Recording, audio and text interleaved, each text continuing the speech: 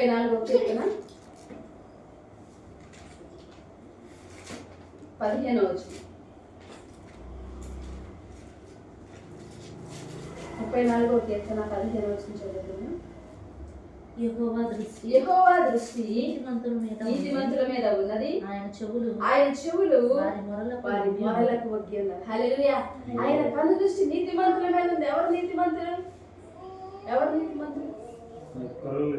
ఎవరు లేరు. కానీ ఎవరు చేశారు నీతిమంతులుగా? ఆయన ఉచితంగా ఎవరైతే యేసుక్రీస్తు రక్తమునందరి విమోచనం ద్వారా మరి ఎవరైతే విశ్వాసం ఉంచారో, విమోచించబడ్డారో వారి నీతిమంతులుగా తీర్చారు. రోమీయులకు రాసిన పత్రిక 3:23 ఉచితంగా నీతిమంతులుగా తీర్చాడంట కదా.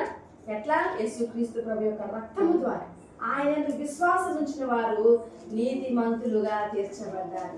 అటువంటి నీతిమంతుల మీద ఎవరి దృష్టి ఉందంట? దేవుని దృష్టి. నీ మీద ఆయన కను దృష్టి ఉంది.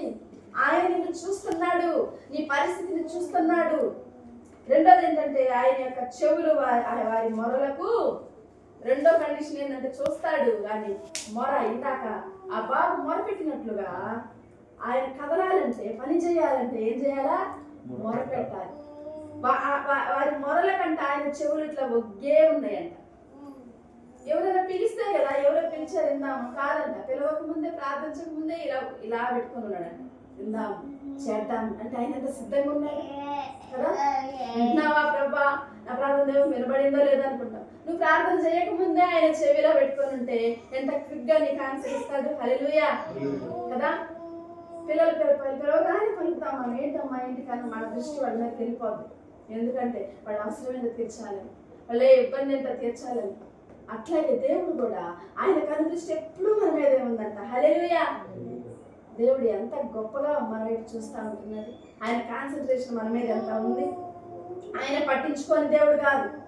ఎప్పుడో పిలిస్తే ఎప్పుడుకో పలికే దేవుడు కాదు కదా. నువ్వు 6 సంవత్సరాల తర్వాత సంవత్సరాలు ప్రార్థన చేశాక అప్పుడు చూసేవాడు కాదు, అప్పుడు వినేవాడు కాదు. ఎవరో బద్దాకలు మొరపెడుకుని చూద్దామని. నీతిమంతుల మీద ఆయన దృష్టి ఉంది. వారి మొరలకు మరి ఆయన చెవులు ఒగ్గి ఉన్నాయి కాబట్టి ఆయన సిద్ధంగా ఉన్నాడు. హల్లెలూయా. నీకు సహాయం చేయడానికి సిద్ధంగా ఉన్నాడు. నీ ప్రార్థన వినడానికి సిద్ధంగా ఉన్నాడు. నీకు జవాబు ఇవ్వడానికి సిద్ధంగా ఉన్నాడు. నీ సమస్యలు తీర్చడానికి ఆయన సిద్ధంగా, ఎవరు రెడీగా ఉన్నాడు.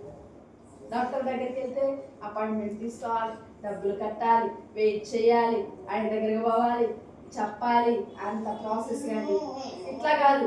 నీ అపాయింట్మెంట్ కోసం ప్రిపేర్ చేస్తున్నాడంట. హల్లెలూయా. నువ్వు ఎప్పుడు ప్రార్థన చేస్తావా అని ఆయన సిద్ధంగా ఉన్నాడంట. అంటే ఆయన మరి నీకు సహాయం చేయడానికి ఎప్పుడు కూడా సిద్ధంగా ఉన్నాడు. కాబట్టి ప్రార్థన చేయడమే ఆలస్యం. నీతిమంతుల మీద ఆయన దృష్టి ఉంది కాబట్టి, ఆయన చెవులు వారి మొరల కొద్ది ఉన్నవి కాబట్టి నువ్వేం చేయాలి? ప్రార్థన చేసేవాళ్ళున్నాడు. ఆయన ఎంత సిద్ధంగా ఉన్నాడో నువ్వు కూడా అంతే సిద్ధంగా ఉండాలి ప్రార్థన చేయడానికి.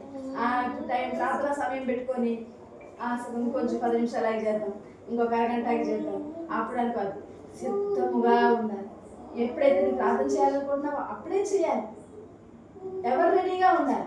అంత ఆసక్తిగా నువ్వు ప్రార్థన చేయాలి. ఎందుకంటే ఎదుటి వ్యక్తి కూడా అంత ఆసక్తిగా ఉన్నాడు కాబట్టి కదా. కాబట్టి ప్రభు యొక్క మనసుని మనం ఎరిగి ఈ అరణ్య యాత్రలో మరి వాక్యం ద్వారా ప్రార్థన మీద ఆధారపడి మరి ముందుకెళ్ళినప్పుడు ఏ అపాయం రాకుండా ఆయన కాపాడతాడు. గమ్యస్థానానికి ఆయన చేరుస్తాడు. ఆ యొక్క ఇష్మాయేలును ఆశీర్వదించినట్లుగా తనకు మొరపెట్టే వారిని దేవుడు గొప్ప జనముగా చేసి ఆశీర్వదించే దేవుడు అయినాడు. అటువంటి కృప ప్రభు వినవారందరికీ దయచేయునుగాక. ఆమేన్. ప్రభు మాటలు దీవించి ఆశీర్వదించుకోవాలి.